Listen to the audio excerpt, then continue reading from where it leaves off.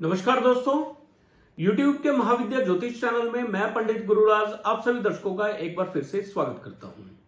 दोस्तों, YouTube के महाविद्या ज्योतिष चैनल के माध्यम से मैं लाल किताब, वैदिक ज्योतिष और यंत्र मंत्र और तंत्र से जुड़ी हुई अनुभूत जानकारी समय समय पर आप तक पहुंचाता रहता हूं। उम्मीद है आपको मेरी वीडियो पसंद भी आती होगी। अगर वीडियो पसंद आती है तो वीडियो को लाइक करें, शेयर करें और चैनल को सब्सक्राइब भी कर लें ताकि ऐसी ही जानकारी आगे भी मैं आप तक पहुंचा सकूं। दोस्तों, बहुत सारी कॉल्स, बहुत सारे मैसेज मुझे आते हैं कि सर, कुंडली में अगर 3 ग्रह इकट्ठा बैठे हुए हों तो उसका फल क्या होगा, जातक को उसके क्या फल मिलेंगे। तो आज मैं आपको कुंडली में अगर 3 ग्रह इकट्ठा बैठे हों उसका क्या फल होगा उसकी जानकारी देने वाला हूं। तो ज्यादा देरी न करते हुए चलते हैं जानकारी की तरफ। दोस्तों, जन्म कुंडली में यदि बृहस्पति, सूर्य और चंद्रमा इकट्ठे बैठे हुए हों तो क्या फल होगा। दोस्तों, जन्म कुंडली में सूर्य, बृहस्पति और चंद्र यदि इकट्ठा बैठे हुए हैं तो यह बहुत ही उत्तम फल का होगा। जातक कलम का धनी होगा, यानी अगर जातक पत्रकारिता के कार्य में हो तो उसकी कलम द्वारा लिखा गया शब्द कभी भी नहीं कटेगा। जातक की कलम में तलवार से भी ज्यादा ताकत होगी।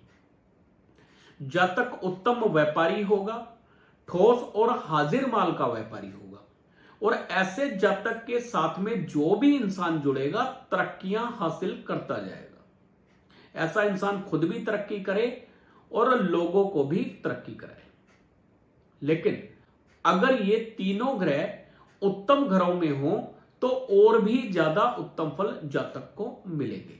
वैसे तो ये तीनों ग्रह कुंडली के 12 ही भावों में कहीं पर भी इकट्ठा बैठे हुए हों तो शुभ फल जातक को मिलेगा। लेकिन अगर लगन में बैठे हुए हों, दूसरे भाव में बैठे हों, तीसरे भाव में बैठे हों, चौथे भाव में बैठे हों, 5वें में बैठे हों, 7वें में बैठे हों, 8वें में बैठे हों, खाना नंबर 9 में बैठे हों, 10 में बैठे हों, 11 में बैठे हुए हों तो और अधिक उत्तम फल जातक को प्राप्त होंगे। कुंडली में और भी ज्यादा उत्तम फल जातक को प्राप्त होंगे। ऐसे ही जन्म कुंडली में अगर बृहस्पति, सूर्य और शुक्र इकट्ठा बैठे हुए हों तो ऐसे जातक को बृहस्पति और शुक्र से जुड़ी हुई चीजों से, व्यापार से और संबंधों से लाभ हासिल होगा।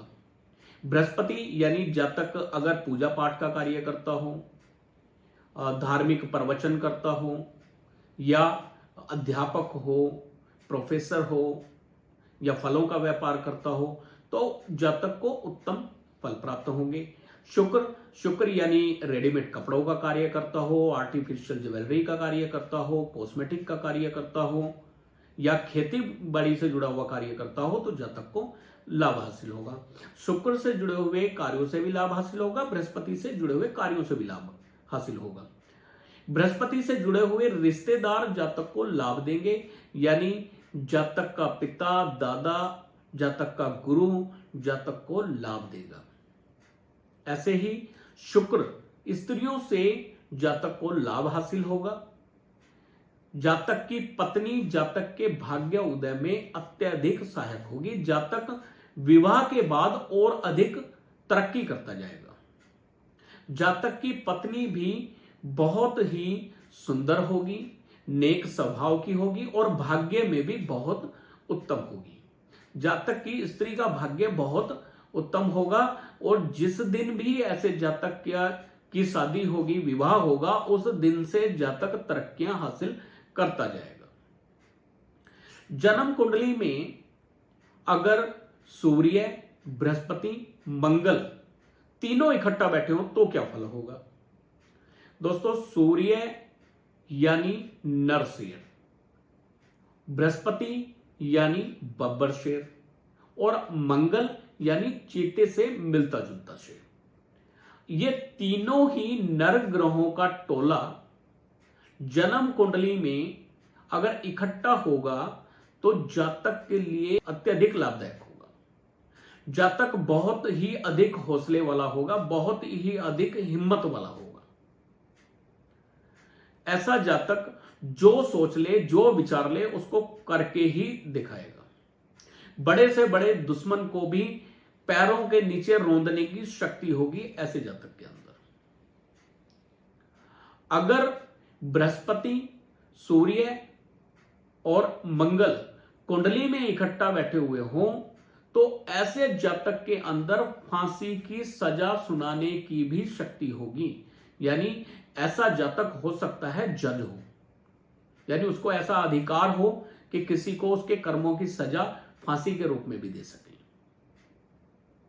आमतौर पर देखने में आया है कि दो शेर एक जगह इकट्ठा नहीं रह सकते, लेकिन ऐसे जातक के अंदर इतनी पावर होगी, इतनी शक्ति होगी कि 3 शेरों को भी एक ही जगह पर इकट्ठा रहकर गुजारा करने की हिम्मत प्रदान करें, या 3 शेरों को भी इकट्ठा रख सकें।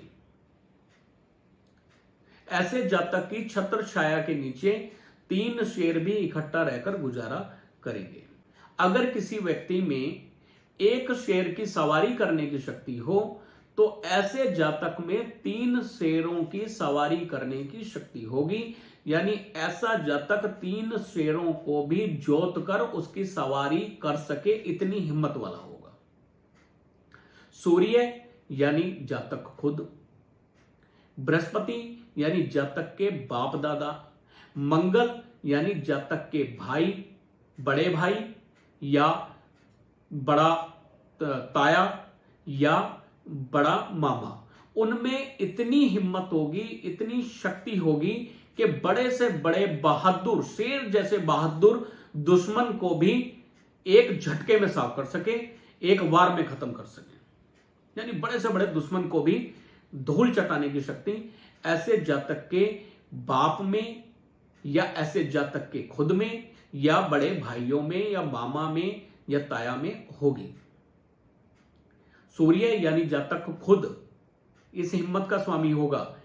बृहस्पति यानी जातक के बाप दादा इतनी हिम्मत वाले, इतनी शक्ति वाले होंगे कि बड़े से बड़े दुश्मन को जड़ से उखाड़ फेंकें। मंगल यानी जातक का बड़ा भाई या जातक के पिता का बड़ा भाई या जातक की माता का बड़ा भाई यानी मामा, ऐसी हिम्मत रखने वाले होंगे। सांसारिक क्षेत्र में भी ऐसे जातक को फांसी की सजा सुनाने का अधिकार होगा।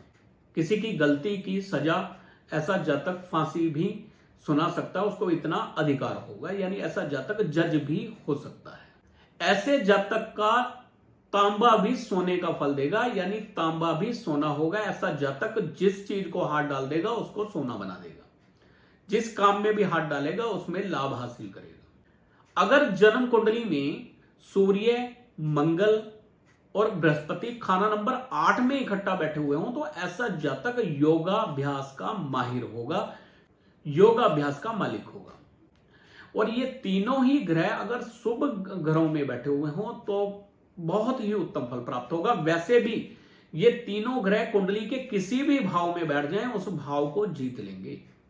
यानी तीनों ही नर ग्रह हैं और तीनों ही बहुत सॉलिड ग्रह हैं। लगन में बैठ जाएं, खाना नंबर 2 में बैठ जाएं, 3 में बैठ जाएं, 4 में बैठ जाएं, 12 ही भावों में किसी भी भाव में जाके ये बैठ जाएं, उस भाव के फलों को बढ़ा देंगे, उस भाव के फलों को और भी उत्तम कर देंगे। खाना नंबर 8 में बैठ जाएं तो जातक योगाभ्यास का माहिर होगा, योगाभ्यास का मालिक होगा। अगर जन्म कुंडली में सूर्य और बुध इकट्ठा अगर शुभ ग्रहों में हो तो राजयोग कारक होंगे। लेकिन अगर कुंडली में सूर्य, बृहस्पति और बुध इकट्ठा हो जाएं तो यहां पे सूर्य और बृहस्पति का फल किंचित खराब हो सकता है। अगर कुंडली के खाना नंबर 5 में सूर्य, बृहस्पति और बुध इकट्ठा बैठ जाएं तो सूर्य और बृहस्पति का कैदी वाला हाल होगा। यानी जातक और जातक के पिता या जातक के पूर्वजों का हाल मंदा होगा। लेकिन फिर भी उनके घर में धर्म की कोई भी कमी ना होगी। घर गौ घाट होगा, यानी आगे से घर संकरा और पीछे से घर चौड़ा, यानी गौमुखी घर होगा। ऐसा इंसान जिस घर में रहता होगा वो गौमुखी घर होगा।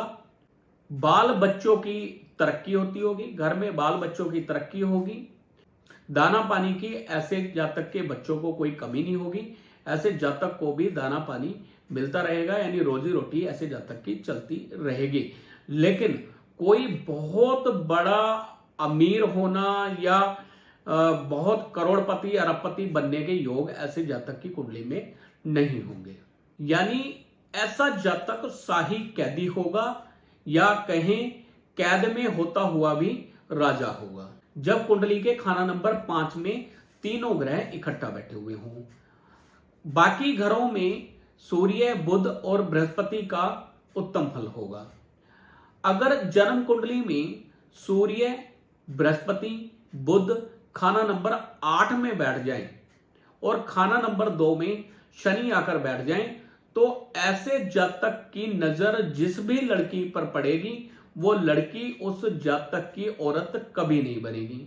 अगर उस जातक पर किसी स्त्री की नजर पड़ जाए तो वह लड़की उस जातक की गृहस्थी साथी होगी।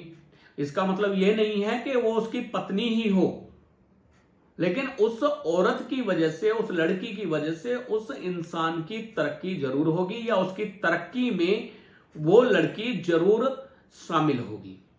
बात को एक बार फिर से समझ लें।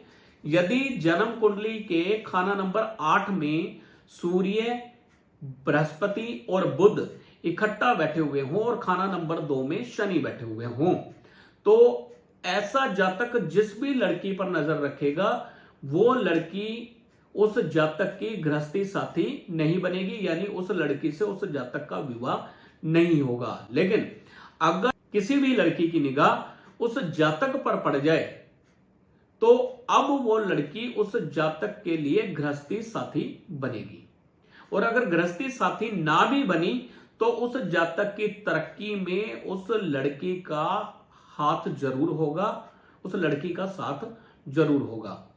किसी भी हालत में कहें उस जातक के परिवार की तरक्की में उस लड़की का हाथ जरूर होगा।